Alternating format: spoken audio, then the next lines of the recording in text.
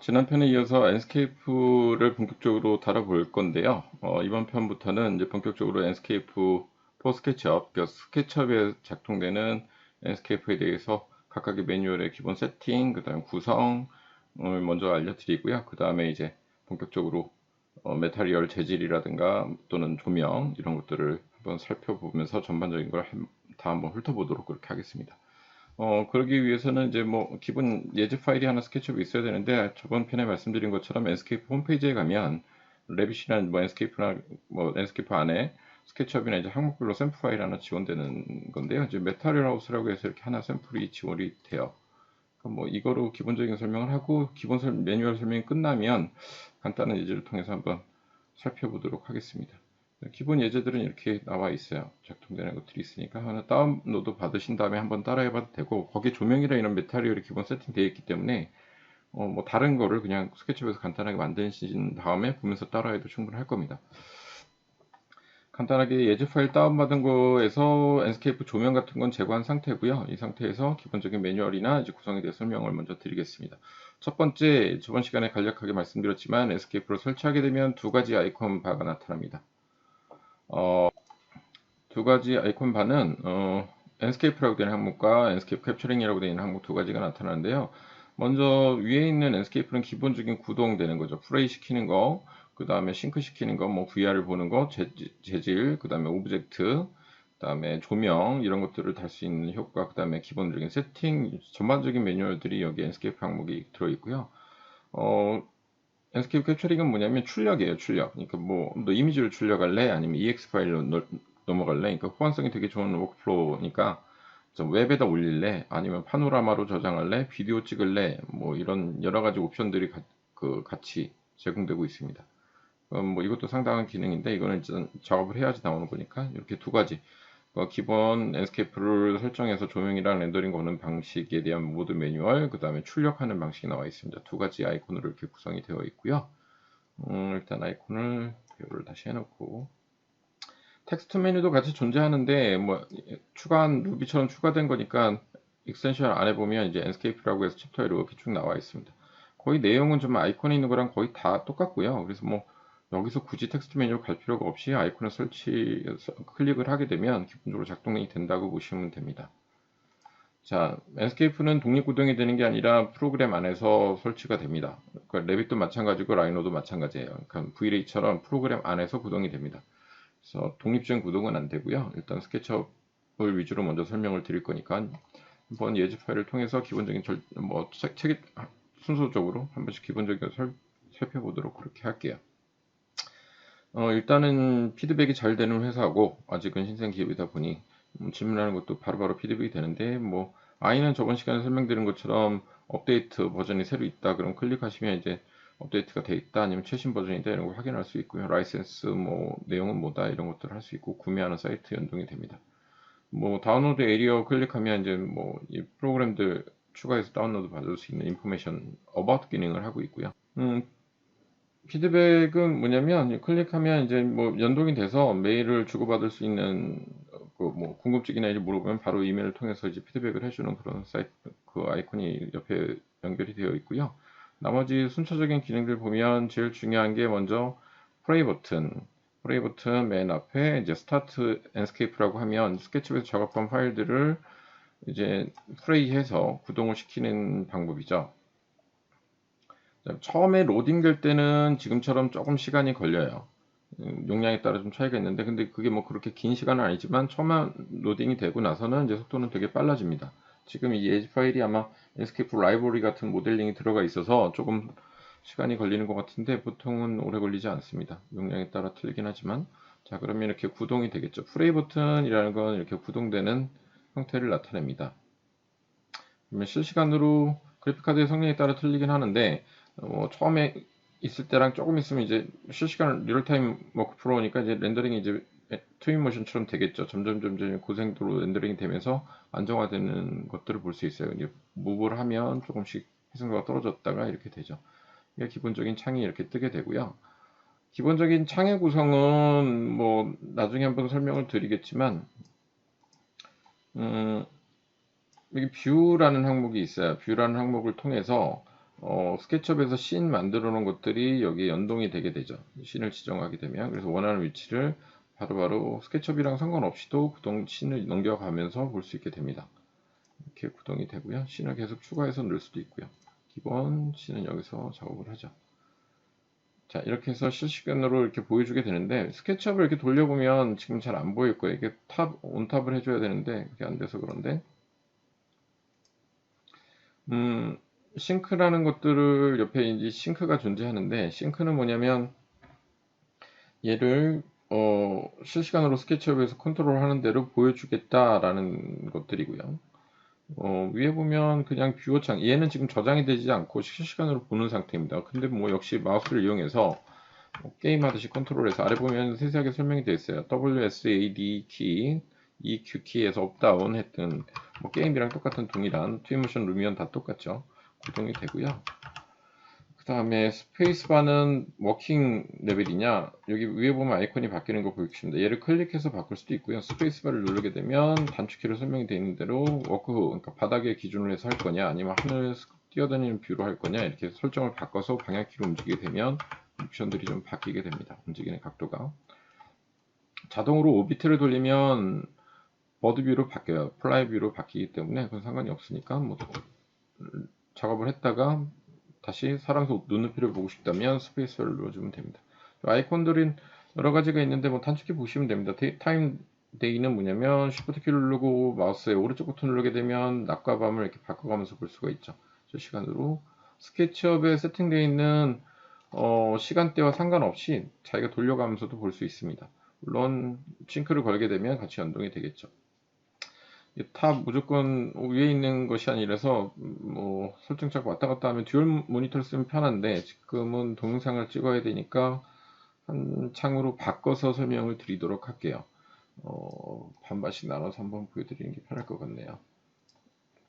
자, 이렇게 해서 반을 나눠서 보여드리면 될 것 같아요. 뭐 뷰 사이즈는 모니터 듀얼 쓰시는 분 상관없고요. 자, 여기서 보시면 아이콘이 있는데 뭐 H를 누르게 되면 뭐 지금 메뉴 안내창이 사라졌다 나왔다 하는 것들 기본적으로 되어 있고요.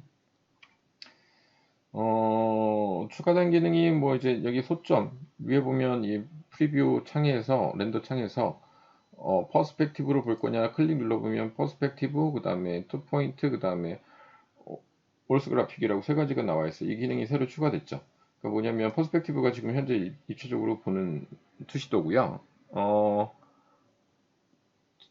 두 번째 거 투포인트는 수직선을 소점을 주지 않고 원근감을 주지 않고 건축 투시도나 실내 투시도에서 많이 쓰이는 거죠. 이게 왜곡되지 않게 가로 세로만 원근감을 주고 수직선은 3점 포인트가 아니라 2점 투시도를 그려주는 게 이제 투포인트죠. 건축에서 많이 씁니다.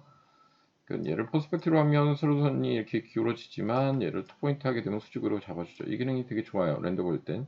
그다음에 아래에 올스 그래픽도 추가됐는데 올스 그래픽은 뭐냐면 이렇게 뷰가 바뀌는 거 볼 거예요. 이거는 아래 아이콘 메뉴도 이제 안내 설정도 바뀐 거 보실 거예요.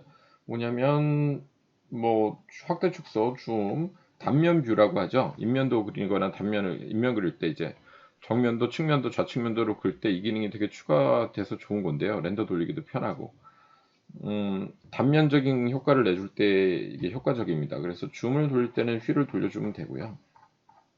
줌을 돌려서 단면을 이렇게 보겠다. 그러면 이렇게 되겠죠.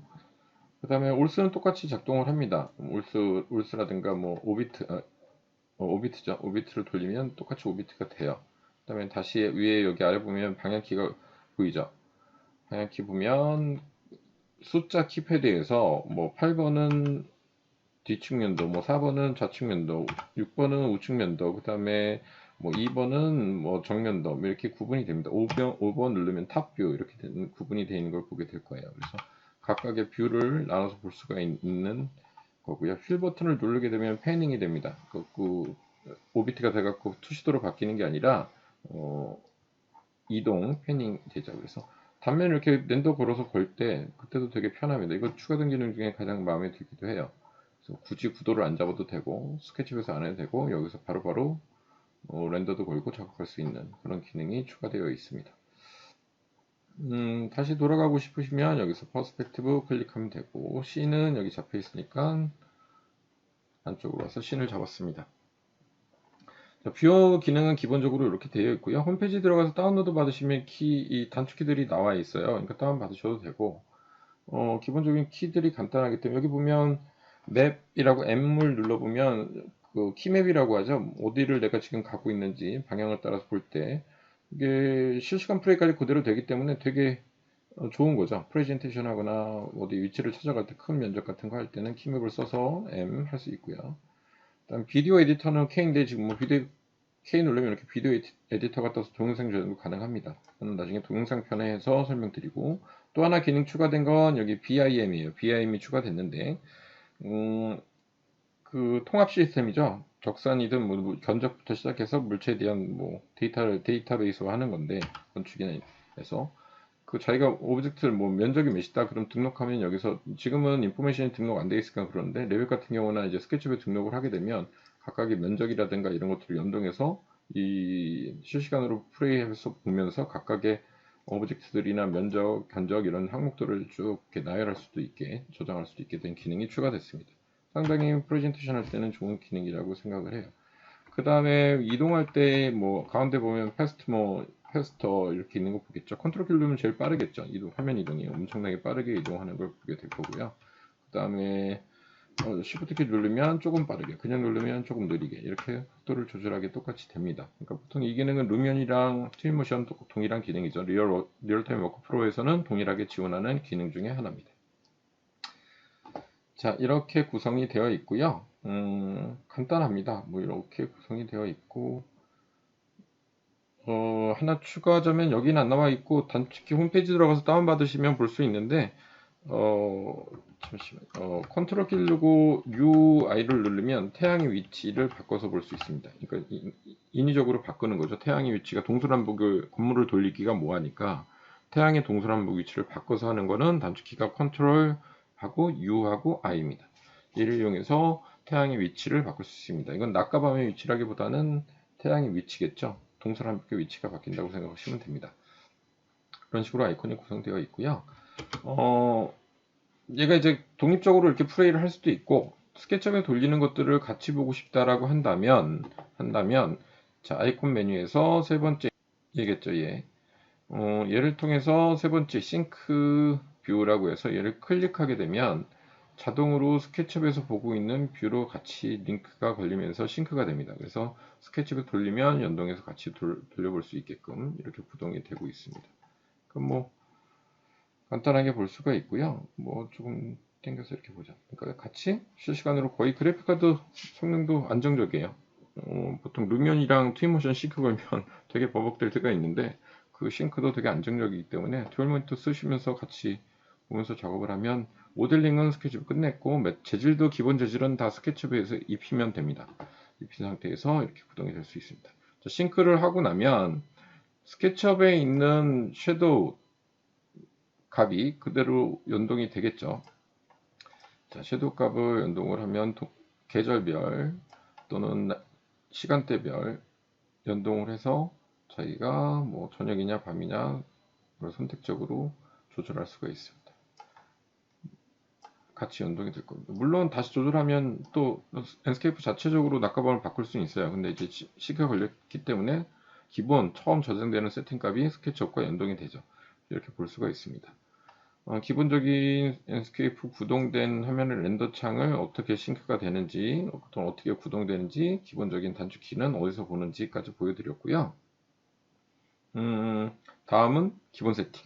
기본 세팅은 어디냐면 두 가지 항목으로 나눠졌는데 제너럴 세팅이라는 게 있고 그 다음에 비주얼 세팅이라는 두 가지가 있습니다. 자, 먼저 비주얼 세팅은 뭐 그렇게 손댈 일은 많이 없지만 한번 설명을 드릴게요. 비주얼 세팅은 처음에 렌더링을 세팅하게 돼요. 프리셋이라는 걸 누르게 되면 세팅된 거를 불러올 수도 있고요.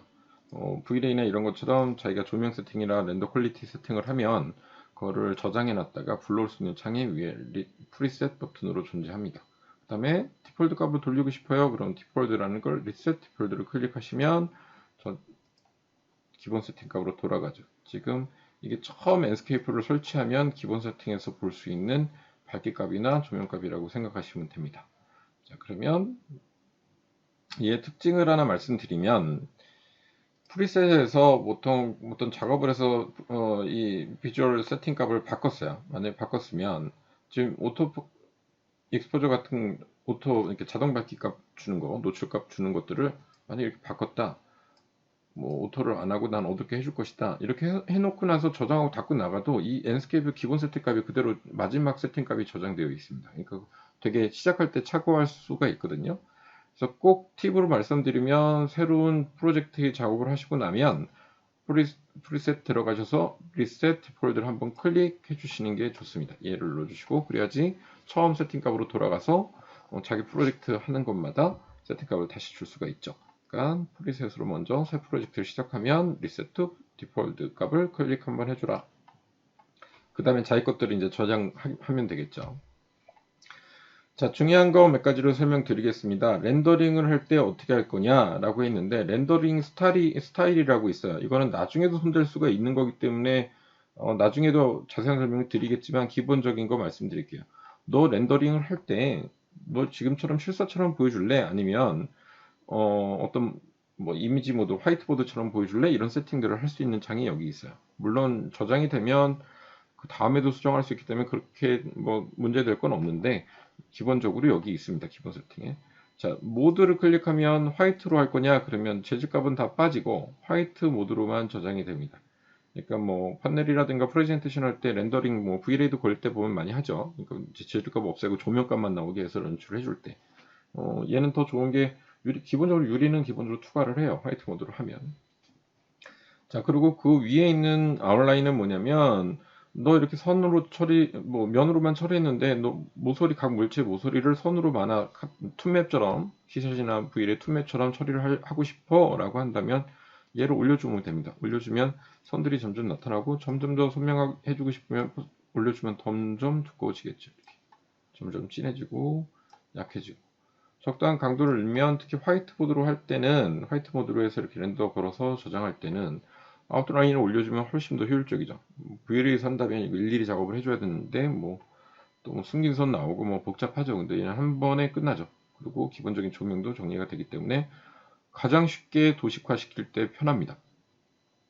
키샷을 저는 주로 썼었는데 도식 만들 때는 거의 얘로 처리하는 게 더 빠를 수도 있어요.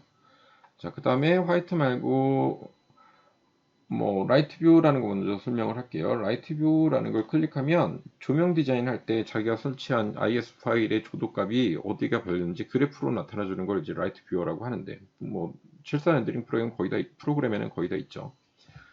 그러니까 뭐 뒤에 보면 온도 값이 이렇게 나와 있는 게 아니라 조명의 강도 값이죠. 조도 룩스 값이 표시가 되는데 이제 당연히 빨간 것이 가장 밝은 값이 되고요. 그다음 파란 것이 가장 비사용을 제어받는 거. 그래서 보통 조명 디자인을 전문적으로 하는 회사거나 아니면 프로젝트에 따라 조명 디자인 설명이 들어가야 될 때는 얘를 저장해서 렌더 건 다음에 이미지로 저장하면 됩니다.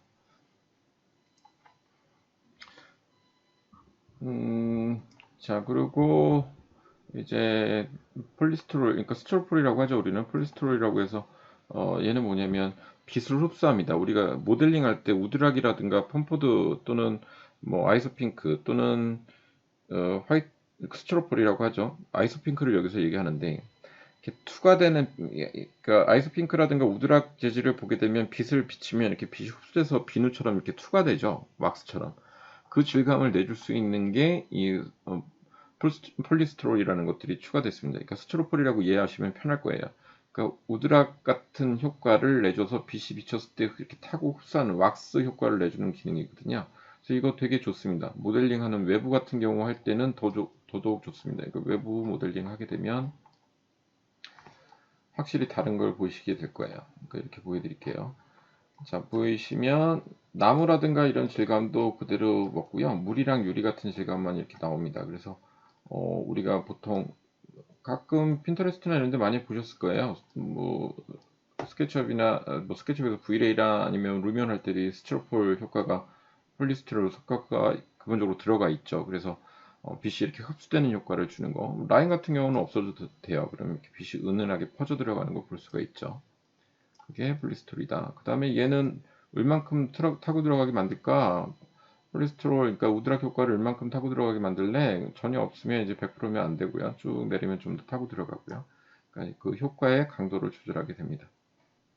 이렇게 렌더링된 형태를 어떻게 보여줄까가 세 가지, 네 가지가 여기가 기본적으로 추가되어 있고요. 그러니까 기본 옵션, 그 다음에 화이트, 그 다음에 폴리스트롤 스티로폴, 그 다음에 라이트 뷰 이렇게 네 가지가 추가되어 있습니다. 기본은 이제 풀 컬러 재질 매핑할 때는 얘로 선택을 하면 되고요. 자, 메테리얼 다시 들어갈게요. 자, 여기서 주의할 점은 아웃라인이랑 이 모드하고는 별 상관이 없습니다. 얘가 그러니까 실사 모드로 갔다 하더라도 아웃라인은 갈은 이 실사 모드에도 똑같이 적용이 돼요. 그러니까 이거를 착각들을 많이 하는데 학생들 가르쳐 보면 얘를 올려놨다가 화이트 모드 가서 작업했죠. 렌더 걸었어요. 그 다음에 다시 나는 실사 렌더링 걸고 싶어서 논 갔단 말이죠. 근데 얘를 안 꺼요. 이 올린 값을 그대로 둬서 실사인데도 불구하고 아웃라인이 잡혀버리는 그런 일이 비일비재해요. 그러니까 실수들을 많이 하니까 꼭 실사 돌릴 때는 얘를 0으로 낮춰줘라. 그래서 선이 나타나지 않게끔 만들어주면 됩니다. 스타일 효과 주는 것들이 여기 기본적으로 렌더링 항목에 추가되어 있고요. 요거는 별 100개입니다. 기본적으로 알아야 되는 거니까. 그 다음에 오토 익스포저, 그러니까 쉽게 말하면 노출이죠. 밝기라고 이해해도 편한데 자동으로 노출을 맞춰줄 거냐 이걸 묻는 거죠. 그래서 오토로 해놓으면 편하고요. 얘를 논 클릭하면 아까처럼 맨 처음 보여드린 것처럼 자동으로 이제 바란스를 안 잡아줬기 때문에 어둡게 떨어지거나 하죠. 조명의 밝기에 따라. 그러니까 뭐 기본적으로는 오토 켜놓고 하시는 게 편해요. 켜놓고 켜놓은 다음에도 얘를 조절해서 이렇게 조절해 줄 수 있으니까 어둡게 해주거나 좀 더 밝게 해주거나 해줄 수 있으니까 조절을 하시면 됩니다. 그래서 여기서 리셋 디폴트 자, 땡땡이 클릭하신 다음에 리셋 홀드 하면 다시 50값으로 돌아오죠. 임의적으로 밝게 하거나 어두워질 수도 있습니다. 그 다음에 프로젝트는 아까 본 것처럼 얘는 이 프로젝트 퍼스펙티브 볼 거냐 뭐 할 거냐 이건데 여기서는 이 오토로 해놓으면 고정이 돼요. 고정이 되기 때문에 이거 뎁솔피는 움직이는구나. 위에 거 얘가 고정이 되죠. 얘는 옵션이 아니라 여기서 바꿔줘야 되니까 뭐 상관은 별로 없을 겁니다. 잠시만요. 이것도 새 버전에서 바뀌었네요. 이거는 제가 지금 확인했네요. 이게 뭐냐면, 지금 왜 작동이랑 퍼스펙티브, 여기 뷰도 고정이 된 거 보일 거예요. 왜 그러냐면, 싱크를 걸면, 이게 추가된, 수정된 기능 같은데, 싱크를 걸게 되면, 스케치업에 있는 뷰에서 항목, 그 스케치업 카메라에서 퍼스펙티브냐, 패러럴 포인트, 뭐, 투포인트냐, 이거에 따라 연동이 되니, 얘는 고정됩니다. 이 스케치업이나 프로그램에서 구동된 뷰의 컨트롤을 고정시켜서 여기서는 바뀌지 않습니다. 그래서 랜스케이프 프로그램에서 돌려도 안 바뀌고 여기서 이 치수값도 안 풀려요. 근데 싱크를 풀면 독립구동이니까 여기서 투포인트라든가 뭐 또는 로스 그래픽 선택적으로 바꿀 수 있게 됩니다. 여기도 작동이 되겠죠. 그러니까 이 작동이 되고 안 되고 차이는 얘가 싱크냐 그래서 스케치업에 있는 거를 그대로 연동할 거냐. 그러니까 해놓고 스케치업에서 바꾸셔도 돼요. 여기서 이제 카메라에서 퍼스펙티브냐, 투포인트냐 바꾸게 되면 같이 조절이 되니까 보통 여기서 바꾸시면 될 것 같아요. 자, 그리고 뎁스 오브 필드는 말씀드린 것처럼 이거 지금은 모르셔도 돼요. 뭐 쉽게 말하면 여러분들 셀카 찍을 때 아웃포커싱 뒷배경 날리는 거라고 생각하면 되거든요. 깊이. 그러니까 초점의 깊이라고 생각하시면 돼요. 그래서 얘도 똑같이 되거든요. 그러니까 올리면 자기가 영역을 이렇게 풀어주거나 맞추거나 이렇게 조절이 돼요. 그래서 이거를 뎁스 오브 필드라고 보통 표현 DOF라고 해서 보통 다 있어요. V-Ray나 루미온이나 뭐 트위모션 다 있거든요. 카메라 우리 휴대폰에도 있는 기능이고 뒷배경 날리기 이게 이제 뎁스 오브 필드라고 하죠. 그래서 아래 보면 이거 같이 연동되는 건데 이거는 나중에 설명드려야 되니까 출력할 때 그때 설명을 드릴게요. 기본 옵션에서 바꿔놓고 할 거냐인데 렌더 걸릴 때마다 수정을 할 수 있기 때문에 이거는 그대로 이렇게 수정해 놓고 쓸 필요는 없어요. 그러니까 그거는 나중에 한번 설명을 드리겠습니다. 어쨌건 뒷배경 흐리기다. 오토포커스 체크 그냥 보여드리기만 할까요? 이 오토포커스가 구정이 되네 또 풀어야 되네. 이거는 안 좋은 것 같네요. 바뀐 게. 자, 보면 풀어놓고 얘를 움직이면 초점을 어디다 맞출 건지 하얀 줄이 왔다 갔다 거려요. 자기가 초점을 맞출 때를 이렇게 하얀 줄이 오른쪽 화면에 보시면 나타나죠. 그래서 자기가 초점 맞을 때 갖다 놓고 풀어지는 걸 울면 자, 초점이 맞은 데를 기점으로 나머지는 풀어지는 효과를 줄 수 있어요. 이건 나중에 렌더 걸 때 하면 되니까 그때 그때 다시 한번 설명드리도록 하죠. 그래서 평상시에는 오토포커스 해주고 초점 데스 필드는 낮춰줘야 되겠죠. 평상시부터 이렇게 해놓고 작업이 안 되니까요. 그 다음에 이렇게 돼 있다. 그 다음 맨 아래 거 다시 한번 중요도 맨 아래 있는 것들은 뭐냐면 여기는 설명을 해야 되겠죠. 자, 얘는 뭐냐면 렌더 지금 뷰에서 보여지는 이 화면의 퀄리티를 얘기를 해요. 그러니까 무슨 얘기냐면 해상도인데 렌더 해상도예요. 이 화면의 퀄리티의 해상도인데 그래픽카드가 낮으면 드라프트로 해서 제일 낮춰놓으면 되고요. 조금 기다려야지 떨어집니다. 당연히 보거나 조명 같은 거는 이렇게 되게 안 좋게 퀄리티가 나오겠죠. 드라프트로 해놓는다는 건 거의 반사, 레디오시티나 GI값 같은 거는 표현이 안 된다고 보시면 돼요. 그래서 뭐 이거를 드라프트로 해놓고 작업하는 건 바보죠. 확인도 안 되는데 하는 거니까. 그래서 얘는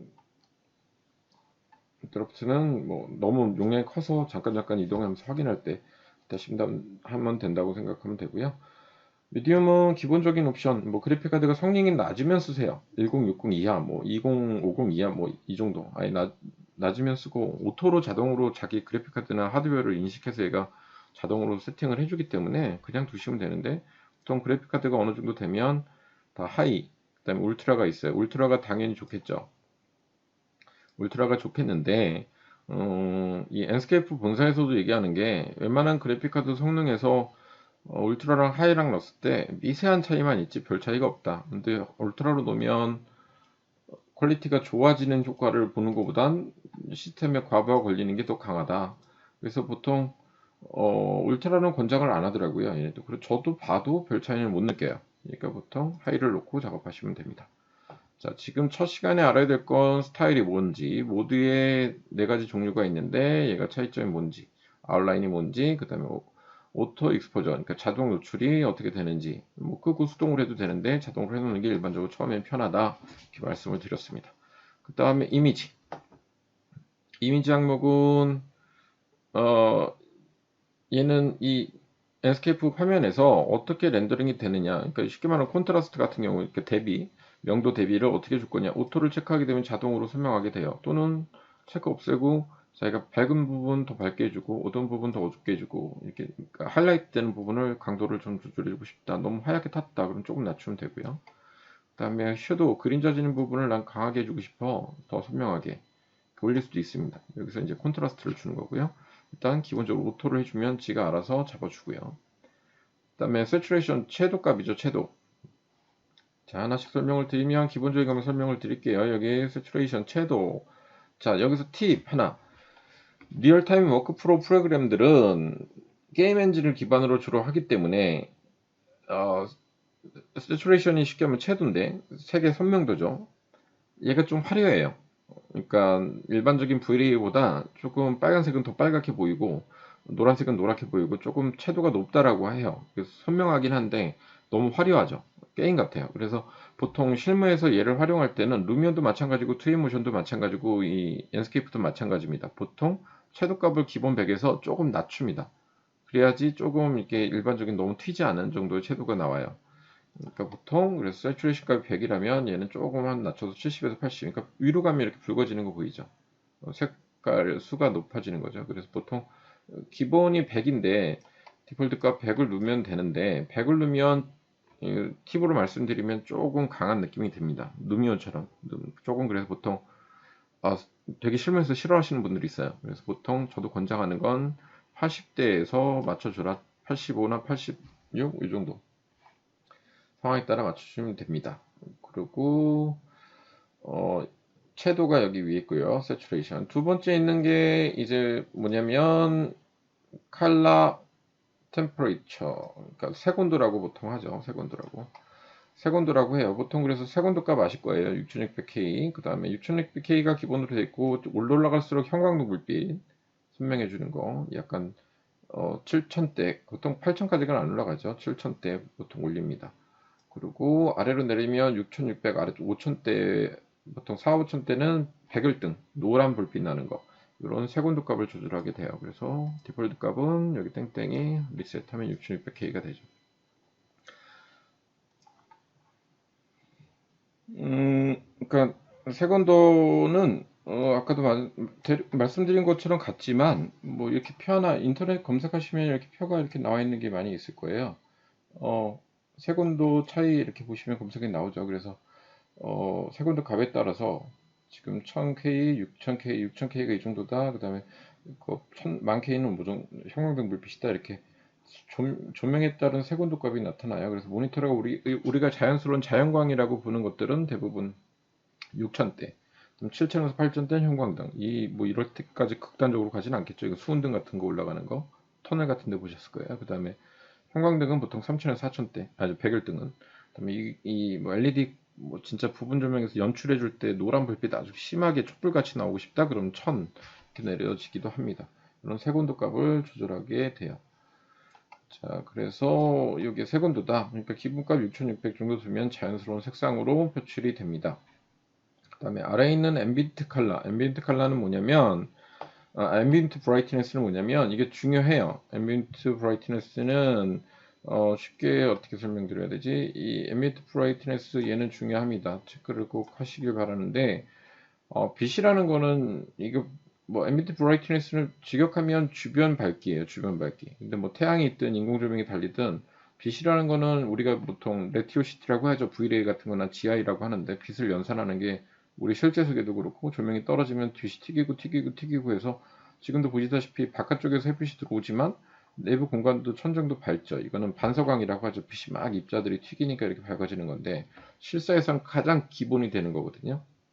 빛을 계산해 줘야 되는 거니까 이것 때문에 시간이 오래 걸리는 거고, 얘 밝기 값을 어떻게 둘 거냐 이거죠. 환경광, 그러니까 주변 반사로 이루어진 공간의 빛을 어떻게 밝기를 조절할래. 기본이 50%인데 얘를 당일 올리면 안에가 밝아져요. 주변 광에서 영향을 받기 때문에.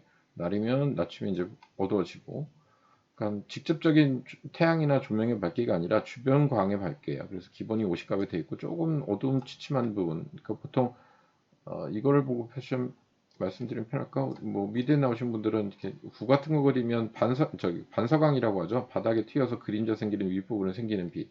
이거라고 생각하시면 돼요. 그래서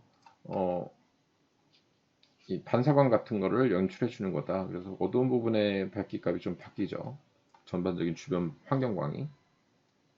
그래서 기본값은 50이다. 자, 이렇게 해서 중간에 있는 게 채도나 색온도 값을 조절하는 항목으로 되어 있습니다. 그 다음에 임팩트 효과라고 하는 것들이 아래 있죠. 효과. 자, 여기는 효과는 지금은 모르셔도 되는데 간략하게 설명을 드릴게요. 이거는 뭐 포토샵에도 있고 브이레이도 있고 기본적으로 렌더 걸어서 할 때 효과 주는, 그러니까 이미지를 얼만큼 카메라라고 생각하면 돼요. 보통 실사 렌더링은 카메라를 기준으로 하기 때문에 카메라로 들어오는 내 연출, 필터 효과처럼 이렇게 생각하시면 돼요. 자, 보면 모션 블러는 뭐냐면 이거를 모션 블러는 이런, 자, 카메라 같은 거 연출할 때 휴대폰이나 동영상 찍을 때도 마찬가지인데 특히 동영상 때 효과가 나요. 이렇게 화면이 정지되어 있다가 카메라를 쭉 움직였을 때 이렇게 퍼지는, 끝에가 이렇게 블러처럼 뭉개지는 효과. 이거를 모션 블러라고 합니다. 그러니까 동영상 할 때도 많이 나타나고, 여기서 이제 뷰를 컨트롤 이렇게 하다 보면 이렇게 돌아가는 화면들이 실제 카메라처럼 이동할 때 생기는 잔상들, 이거를 모션 블러 효과라고 하죠. 얘를 얼만큼 줄 거냐, 이제 모션 블러가 더 많이 되느냐 덜 되느냐, 이제 그 차이를 보여주게 되는 거거든요. 그러니까 조금 뭐 동영상 찍을 때 많이 패닝할 때 많이 차이 나는데 지금은 별 차이가 없어요. 아직은 효과들이 많이 안 들어가기 때문에 그게 모션 블러다. 상식적으로 이렇게 알아두시면 편할 거예요. 퍼지게 이동할 때 잔상 남게 하는 거. 그다음에 두 번째 렌즈 플레이어는 렌즈 플레이어는 이런 거예요. 그러니까 포토샵에도 똑같이 있는데 조명을 달면 빗줄기 나오는 거 있죠. 조명을 직사광이나 태양을 이렇게 보게 되면 빗줄기처럼, 뭐 스마트폰에도 효과 있으니까 다 알 거예요. 포토샵에서 보통 이런 처리를 하죠. 여기서도 조명을 달면 태양빛을 바로 본다든가 인공조명 단 것들을 보게 되면 그 효과를 얼만큼 줄래? 이런 것들이고, 블룸이라는 건 뭐냐면 조명을 달았어요. 예를 들어서 지금 이 부분에 이건 자취방의 조명은 아닌데 빛이 이렇게 조명을 달았는데 퍼지는 정도죠. 블룸 올리게 되면 블룸이 이런 것 같은 거예요. 게임이나 보통 V레이 다 쓰이는데 조명을 달았는데 어떻게 퍼지게 할 거냐. 이게 이렇게 쭉 산란돼서 빛이 있는데 퍼지게 만드는 거. 좀 더 퍼지게 만드는 게 이제 블룸이라고 보시면 됩니다.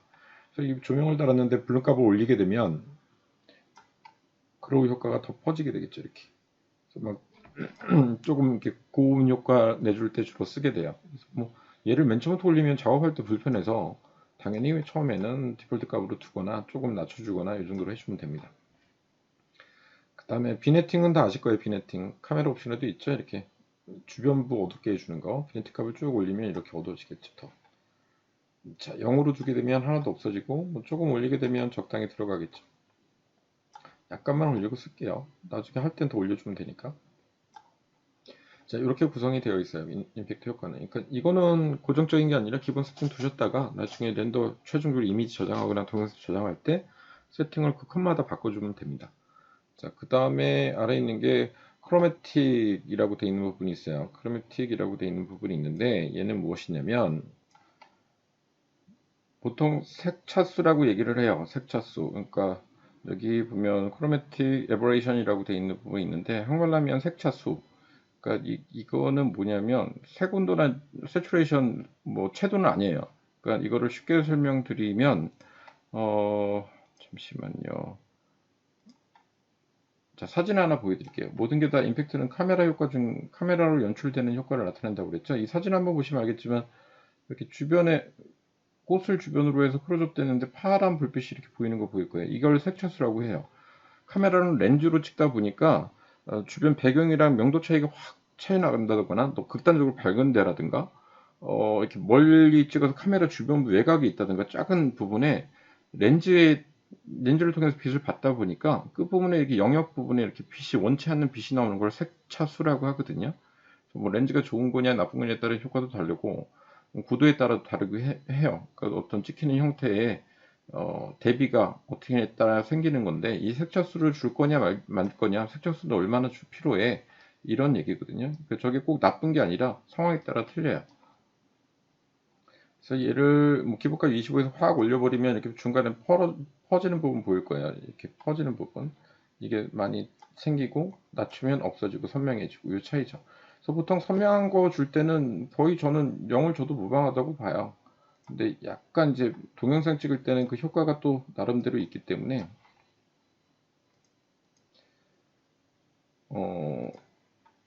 무조건 0을 주는 것보다도 기본값 해서 주는 게 훨씬 낫겠죠. 그래서 지금 기본값은 25% 정도 되어 있습니다. 한번 올려볼게요. 0에서 쭉 올려보면 100% 이렇게 퍼지는 거고 어, 안경 싸구려 끼면 뭐 어린이 동산 같은데 놀이동산 같은데 가서 어, 이렇게 찍었을 때 이상한 장난감 안경 썼을 때 주변이 막 이상하게 보이는 그런 느낌이라고 보시면 돼요. 근데 그게 약간 요즘 사람들 얘기하는 빈티지 스타일이기도 하고요. 그런 에버랜드 같은 효과 가면 안경 파는 거 그런 효과라고 보시면 될 것 같아요. 기본은 조금 너무 심하면은 그러니까 기본이 25%거든요. 저 같은 경우는 얘 한 15% 정도 이렇게 놓고 씁니다. 그 정도가 적당하지 않을까 싶어요. 자, 지금까지 살펴본 거는 엔스케이프의 기본적인 옵션 중에 비주얼 세팅 값에서 첫 번째 이미지 값 알아봤고요. 그 다음에 여기 두 가지 항목들이 있어요. 이거 잠시 이따 한번 살펴보도록 건데, 자, 엔모스피어하고 캡처는 다음 시간에 한번 살펴보도록 하죠. 두 가지는 중요한데 렌더, 그러니까 이제 실질적으로 렌더 걸리는 사이즈하고, 그다음에 엔모스피어는 이제 구름하고 얘 특성을 하는 건데 이거는 나중에도 한번 살펴봐야 돼요. 그래서 얘는 뭐 분위기라고 얘기를 보통 하는데 뭐 안개 낀 거, 그다음에 구름 모양, 그러니까 외관에 관련된 거, 그다음에 조명, 선라이트의 밝기라든가 이런 것들을 설정하는 거니까 조금 시간이 걸려서 다음 편에 한번 두 가지 한번 마저 살펴보도록 하겠습니다.